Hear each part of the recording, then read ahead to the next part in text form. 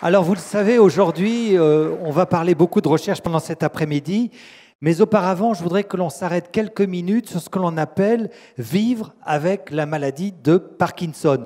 Parce que c'est vrai que les médicaments dont on vient de parler, les médicaments ne représentent pas toute la prise en charge de la maladie. Il y a beaucoup d'autres actions qui sont menées, que ce soit par différents spécialistes ou la personne malade elle-même. Je vais donc demander au professeur Philippe Damier de me rejoindre. Il est neurologue au CHU de Nantes, vous le connaissez bien puisque c'est un grand fidèle lui aussi de ces journées. Le professeur Damier qui intervient, je crois, pratiquement tous les ans. Vous êtes là, pratiquement, vous êtes souvent à mes côtés en tout cas pour cette journée. C'est vrai qu'on parle souvent de la prise en charge, du patient acteur de sa prise en charge, qui est capable de comprendre ce qui se passe, de décider ce qu'il souhaite. Qu'est-ce que ça veut dire finalement ? Un patient acteur de sa prise en charge. D'abord, bonjour à toutes et à tous. Alors, c'est vrai qu'on a complètement changé d'époque. On n'est plus dans l'époque où le médecin posait le diagnostic et rédigeait l'ordonnance, et puis au revoir madame ou au revoir monsieur. Maintenant, on ne peut plus se comporter comme ça. Et puis si ça pouvait marcher dans une maladie aiguë, dans une maladie chronique, où finalement c'est une nouvelle vie qui débute quand il y a le diagnostic, on ne peut plus du tout être dans ce comportement. Donc déjà, il y a beaucoup de temps d'explication, de faire comprendre ce qu'est la maladie, ce que sont les traitements, ce qu'on peut en attendre de positif, ce qu'on peut en attendre aussi d'effets indésirables. Il y a quand même beaucoup plus d'informations et on n'a pas le choix parce que l'information, de toute manière, elle est partout maintenant. Donc le patient, quand on vient le voir, il a déjà un certain nombre d'informations qu'il a trouvées sur Internet, sur les associations. Donc le médecin neurologue, le médecin généraliste est là pour donner des conseils. Et puis c'est un traitement à prendre au long cours, avec des effets secondaires à repérer, avec des prises de traitement dans un certain nombre de situations à prendre de façon régulière. Et là, si le patient, son entourage n'a pas compris l'importance de tout ça, n'a pas compris les effets indésirables à détecter, eh bien ça ne va pas marcher. Donc vraiment, le patient est très important, c'est lui qui est au centre, c'est son problème, finalement, c'est sa vie, il est responsable, et on n'est plus dans l'attitude paternaliste ancienne, on l'aide par nos conseils, et puis il n'y a pas que le médicament, on va le voir. Voilà, c'est justement ce que vous voulez faire passer comme idée aujourd'hui, parce que c'est vrai que quand on parle de traitement, on pense spontanément traitement égale médicament. Or vous, ce que vous voulez nous dire cet après-midi, c'est que les médicaments, ça n'est pas, loin s'en faut, la seule réponse face à cette maladie de Parkinson. Alors, c'est une réponse importante parce que cette maladie, c'est quand même caractérisé par le fait qu'il y a un manque de dopamine dans le cerveau et que, fort heureusement, depuis la fin des années 60, on s'est rapporté de la dopamine ou l'équivalent dans le cerveau et que ça améliore quand même les choses. Mais ce n'est pas tout, parce qu'il y a tout ce qui va autour. On l'a bien vu avec le témoignage de Gilles Pontieux, que l'activité physique, que le moral, tout ça, c'est des choses très importantes. Et c'est vrai que dans Alzheimer, cette notion de réserve cognitive est bien présente, mais c'est vrai pour toutes les maladies neurodégénératives, c'est vrai pour Parkinson. Et déjà, si on pense que quand les premiers symptômes apparaissent, la maladie existe depuis un grand nombre d'années, et finalement, pendant un grand nombre d'années, le cerveau a fonctionné avec un manque de dopamine conséquent, puisque les signes apparaissent, on considère quand il manque 70% de dopamine. Donc, pendant plein d'années, avec un manque de dopamine, le cerveau a bien fonctionné. Donc, ce qui veut dire qu'il a des capacités de compensation. Et tout ce qui va autour, tout ce qui est activité physique, tout ce qui est maintien du lien social, va renforcer un peu ces méthodes de compensation, et c'est très important. Et puis l'autre point, c'est qu'il y a la maladie dégénérative qui fait qu'il y a une partie du cerveau qui ne fonctionne pas bien. Et dans le cas de la maladie de Parkinson, c'est un tout petit groupe de cellules, c'est 500 000 cellules sur les 86 milliards que compte le cerveau. Donc il y a tout le reste. Et tout le reste, il faut le maintenir dans le meilleur état de forme possible. Donc tout ce qui va être préventif du risque cardiovasculaire est très important. Et puis, bien maintenir un cerveau en forme, c'est avoir une vie saine, équilibrée et avec du plaisir. C'est-à-dire que ce n'est pas non plus de rentrer forcément dans une vie d'ascète. Et donc, ce conseil que je donne moi systématiquement à la fin de chacune des consultations, il vaut pour tout un chacun, puisqu'on est tous à risque et à haut risque de développer une maladie neurodégénérative. Donc, d'où l'importance de garder un cerveau en bonne santé le plus longtemps possible, qu'on ait ou qu'on n'ait pas une maladie neurodégénérative. Alors, avant de regarder le cerveau, on va regarder un petit peu les gestes. Par exemple, parfois, les personnes se disent bon, moi, la kinésie, j'en ai un petit peu assez, je vais arrêter, c'est pas indispensable. De toute manière, je prends mes médicaments tous les jours, donc ça va. Vous, le message que vous voulez faire passer encore une fois aujourd'hui, c'est la kinésithérapie, l'orthophonie, c'est quelque chose de très important. Il ne faut pas le regarder comme quelque chose d'accessoire. C'est aussi important que le médicament que vous allez prendre. Oui, en tout cas, l'activité physique, faire bouger ce qui dysfonctionne ou ce qui a au risque de fonctionner, c'est très important. Alors, il faut l'adapter à chaque situation. C'est-à-dire qu'en début de maladie, chez quelqu'un qui est relativement jeune, qui a été sportif, il n'y aura pas le même niveau d'exigence que quand la maladie est plus évoluée ou si elle survient chez quelqu'un de plus âgé ou quelqu'un qui n'a pas l'habitude de faire du sport. Donc il faut adapter à tout ça, hein, puis c'est la grande règle, hein, on personnalise le traitement médicamenteux, mais on personnalise aussi l'approche non médicamenteuse. Après, très souvent, dès qu'il y a un risque de développement de troubles de l'équilibre ou de problèmes de parole, ou dès qu'on sent que ça commence, il est très important de faire vite de la rééducation spécifique, parce que ça a un rôle préventif qui est effectif et qui a fait ses preuves. Et il y a même une étude en Hollande où ils ont comparé de la kinésithérapie spécifique Parkinson versus une kinésithérapie standard, et ils montrent un effet bénéfique significatif de cette kinésithérapie spécifique. Donc il y a vraiment un rôle, et il ne faut pas attendre qu'il y ait des troubles d'équilibre pour se lancer dans la prévention. C'est le plus tôt possible qu'il faut en faire. Vous avez parlé du plaisir. Bon, la kiné, c'est pas toujours très fun, mais par exemple, le tai chi. Oui, alors le tai chi, il y a quelques années, il y avait eu une démonstration. On a déjà parlé d'ailleurs à l'occasion de ces journées quand l'étude était sortie, puisque c'était une étude publiée dans New England Journal of Medicine, donc avec un bon niveau de preuve, qui avait comparé des patients qui faisaient du tai chi versus des patients qui faisaient une kinésithérapie standard. Et l'étude démontrait que la pratique du tai chi réduisait les troubles d'équilibre au bout d'un an. Donc il y a certaines pratiques qui ont fait leur preuve d'efficacité. Alors c'est vrai que tout ce qui peut... Alors le tai chi, ce qu'il y a de bien, c'est, on avait vu d'ailleurs, je me souviens, il y a 1 ou 2 ans, des démonstrations ici, mais c'est vrai qu'il y a des gestes qui sont lents, qui sont adaptés à chaque personne. On n'est pas dans la recherche de l'exploit, mais dans ce qu'on peut faire soi-même au plus. Ça travaille beaucoup sur l'équilibre, donc c'est tout à fait adapté. Il y a la danse aussi qui peut être utile, parce que le fait d'avoir l'entraînement par la musique qui peut aider à favoriser le geste automatique qui a du mal à se faire, mais là on repasse sur d'autres automatismes qui se font mieux. Donc tout ça peut être intéressant pour la parole, la pratique de chorale, hein. Il y a pas mal de chorales qui accueillent des patients, même des chorales spécifiques patients. Et ça, c'est des exercices qui sont utiles. Moi, j'ai un patient là, que j'ai vu la semaine dernière qui faisait du théâtre. Je lui ai dit, mais continuez, c'est très très bien, au contraire, c'est parfait. Et derrière la chorale, derrière le théâtre, derrière la danse, plus globalement, il y a ce qu'on appelle la vie sociale. Vous en avez parlé tout à l'heure. Mais quelquefois, les patients ont une tendance à se replier sur eux-mêmes. C'est important de conserver cette vie sociale. Oui, là, vous touchez un point qui est très, très important, Bruno, parce que à cause de la maladie, il y a une certaine perte de confiance en soi, parce qu'il y a une maladie chronique, mais même les lésions de la maladie donnent ce manque de confiance en soi, donnent cette envie de se replier sur soi, sur son cocon. Or, au contraire, il faut lutter contre ça, il faut sortir, il faut garder du lien social. C'est pas facile, parce que le regard des autres, hein, et on le voit dans les campagnes qui passent actuellement, est important aussi, hein, il n'est pas bienveillant. Les maladies neurodégénératives comme le Parkinson qui se voient, ça fait peur aux autres. Donc les amis, ils ont tendance à partir, les gens sont inquiets. Et là, il est important que l'entourage soutienne. Et l'entourage doit pas hésiter à pousser un petit peu certains patients qui ont cette tendance au repli sur soi, parce qu'il y a besoin que l'entourage prenne un peu le relais sur des choses qui ne se font plus en automatique dans le cerveau.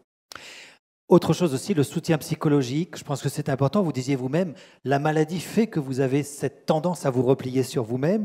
Donc ça peut être utile, ça peut être important. D'ailleurs, je suis sûr même que France Parkinson a une ligne service info écoute de France Parkinson. Il ne faut pas hésiter à se confier quand on ne se sent pas bien. Oui, c'est sûr que pouvoir libérer sa parole avec un tiers, c'est souvent utile. Et alors on essaie, c'est difficile parce qu'on n'a pas de budget qui nous permettent d'avoir autant de temps psychologique qu'on aimerait, mais on voit que dans la consultation d'annonce diagnostique, c'est très important qu'après le temps d'échange avec le neurologue, le patient puisse avoir un temps à nouveau de discussion avec quelqu'un un petit peu extérieur, mais qui est professionnel, qui est un psychologue, qui va pouvoir rediscuter un petit peu sur tout ce que ça bouleverse en lui par rapport à son vécu. Parce que, voilà, quand vous avez le diagnostic, puis tout au long de cette maladie, il y a quand même quelque chose d'important qui s'est passé. La vie n'est plus tout à fait comme avant, ça pose beaucoup de questions, il y a beaucoup de culpabilité qu'il peut y avoir. Et psychologue pour le patient, pour les aidants aussi, c'est très important, parce que l'aidant se trouve aussi bien souvent démuni, fatigué, avec une certaine culpabilité parfois. Est-ce que je fais bien? Est-ce que je ne fais pas bien? Donc tout ça, le soutien psychologique est très important. Il ne faut pas avoir peur. Alors, ce n'est pas toujours facile sur le plan matériel, d'ailleurs, organisé, parce que des choses qui ne sont pas toujours prises en charge par la sécurité sociale. La consultation psychologique ne l'est pas. Mais il y a même parfois une réticence à aller se confier. Moi, je n'ai pas de problème psychologique, mais non, c'est bien. Je crois que forcément, ça a des répercussions sur son psychisme. C'est normal, on est des humains. Donc, aller en parler à un tiers, ça peut vraiment aider, voir s'il y a besoin ou pas d'approches complémentaires par un soutien en psychothérapie, ça peut être utile chez certains patients. Tout ce dont on vient parler, c'est-à-dire aussi bien les aides par la kinésie, par l'orthophonie, le tai chi, la danse, la vie sociale, c'est ça qui fait qu'on va se sentir mieux. Et est-ce que ce qu'on est en train de dire, on le raconte parce que ça nous fait plaisir, ou est-ce qu'il y a vraiment eu des études scientifiques? Vous avez parlé tout à l'heure pour la danse, pour le tai chi, d'études qui avaient été faites. C'est prouvé scientifiquement? Oui, on commence à avoir des études avec un bon niveau de preuve qui montrent l'efficacité de ces approches. Alors, c'est vrai que c'est plus difficile à étudier, à faire de la recherche dessus par rapport à des médicaments. Un médicament, prenez un médicament, prenez un placebo, vous pouvez comparer. Bon, c'est plus compliqué que ça. Mais sur des approches non médicamenteuses, il faut trouver une situation témoin. Donc, faire du tai chi versus faire quoi qui ressemble quand même un peu à du tai chi sans en être, c'est un peu plus compliqué, de respecter le système de double aveugle qui permet d'être objectif dans l'évaluation des résultats. En tout cas, on est sûr que ça a un rôle. Oui, on a quand même de bonnes démonstrations que ça a un rôle. Et puis, l'aspect réserve cognitive, au niveau de la maladie d'Alzheimer, son rôle est bien montré. Dans le Parkinson, s'il n'y a peut-être pas le même niveau de preuve, c'est des mécanismes similaires qui sont en jeu. Donc, oui, il n'y a pas à hésiter, il faut le faire. Voilà, on verra d'ailleurs tout à l'heure qu'il y a des recherches qui sont financées par France Parkinson dans ce sens-là, des recherches qui sont en train de démarrer à l'heure actuelle, recherches qui sont très importantes pour cette association. D'ailleurs, pour conseiller l'association, il existe un comité scientifique qui s'appelle Sciences médicales, cliniques et fondamentales, dont vous êtes le président. En 2 mots, quel est le rôle de ce comité? Et après, on verra, il va nous être expliqué en images. Alors, une des missions importantes de l'association, à côté du soutien aux patients et leurs familles, c'est bien sûr le soutien à la recherche. C'est vrai que la recherche, c'est quelque chose d'important. Il reste encore beaucoup de choses à résoudre dans la maladie, donc il faut trouver et avoir des avancées. Et grâce aux dons, il y a chaque année des programmes de recherche. Alors, c'est des bourses pour de jeunes chercheurs, c'est des subventions à des laboratoires, et c'est ce qu'on appelle un grand appel d'offres. Tout ça, c'est 1 million d'euros par an. Et cette année, il y aura en plus un très grand appel d'offres qui apportera au moins 2 millions d'euros pour un projet de recherche d'envergure. Donc, le rôle du conseil scientifique, qui regroupe des scientifiques de sciences expérimentales et des scientifiques de recherche clinique, c'est d'évaluer les projets qui sont soumis à ce comité scientifique, parce qu'il y a plus de projets qu'il n'y a de fonds. Et donc, comme dans tous ces instances scientifiques, on va évaluer avec des rapporteurs qui vont regarder de très près la qualité scientifique pour s'assurer que l'argent est donné pour une recherche qui sera bien faite, donc qui donnera des résultats positifs ou négatifs, mais en tout cas des résultats fiables. Donc c'est ça le rôle principal du conseil scientifique, c'est d'évaluer les projets pour qu'ils reçoivent un financement adéquat. Et ensuite, c'est de s'assurer que les projets sont menés à bien, qu'il y a bien des publications, qu'il y a des résultats qui sont effectifs, et que l'argent que vous donnez, que donnent les gens à l'association, sont utilisés pour de la recherche valide et qui donne des résultats. Alors, je vous propose tout de suite de découvrir en images. C'était en décembre dernier, le dernier comité scientifique. Comme Philippe Damier a beaucoup de talent, vous allez le voir à la fois à côté de moi sur scène et en même temps sur l'écran à côté de nous. Vous voyez, ça, c'est quand même un sacré talent. Allez, on lance le film. Le conseil scientifique, comme son nom l'indique, a pour mission de conseiller l'association France Parkinson, en particulier pour tout ce qui va être les soutiens financiers à la recherche. Il y a besoin, bien sûr, pour ce type d'action, d'une évaluation la plus objective possible pour s'assurer que les projets présentés sont sérieux sur le plan scientifique, sont faisables aussi, c'est un point important dans le soutien à la recherche.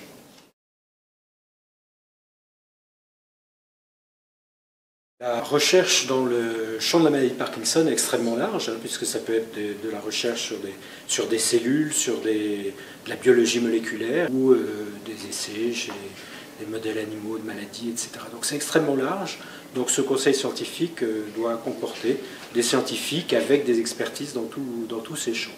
Donc généralement, la moitié du conseil est formée par des gens qui sont des scientifiques de sciences expérimentales et l'autre moitié des cliniciens avec une activité scientifique importante.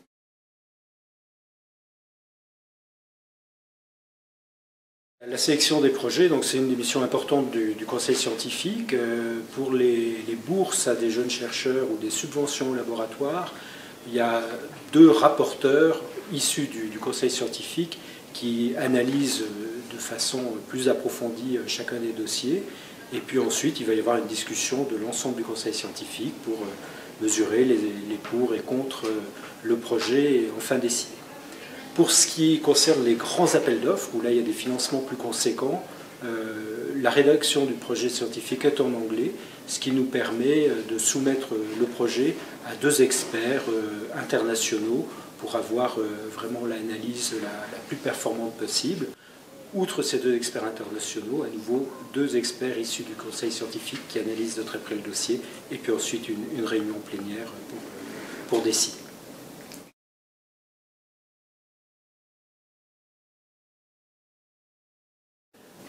Essentiellement des dons et des legs faits à l'association, donc d'où l'importance du soutien à la recherche.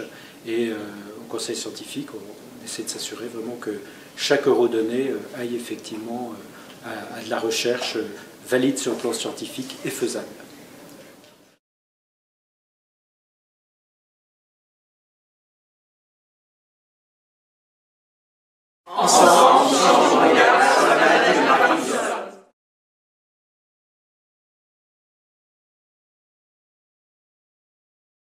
Voilà, des conseils scientifiques comme celui qu'on vient de voir, il y en a combien par an?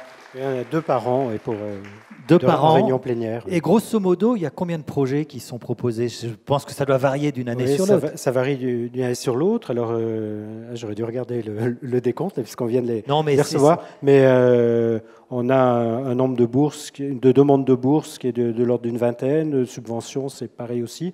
Sur le grand appel d'offres, ça va être 5 à 10 lettres d'intention, c'est-à-dire qu'on demande un pré-projet et puis déjà sur ça on fait un premier niveau de sélection où on va retenir 2-3 projets qui vont être plus complets et qui vont être expertisés par des experts internationaux avant de décider celui ou ceux qui seront retenus.